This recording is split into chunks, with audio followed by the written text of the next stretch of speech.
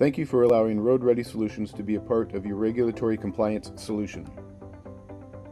Team driving brings about unique ELD functionality, and this tutorial will show how to switch from a non-driver to a co-driver and vice versa.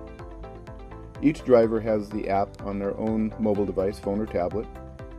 When it comes time to switch from a driver status to a non-driver status or vice versa, each driver will tap the driver button at the top center of the Hours of Service page on the ELD app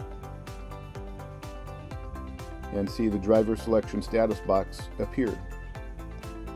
Each driver will select yes to switch from non-driver to co-driver or vice versa. In this case, I'm switching from driver to non-driver by tapping yes.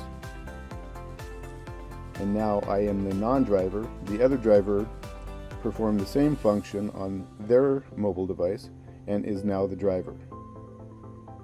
To switch back, simply tap non-driver and then select yes, and I am now the active driver. And the other driver is disconnected from the ELD. I am now connected to the ELD and the active driver. Thank you for using RoadReady Solutions.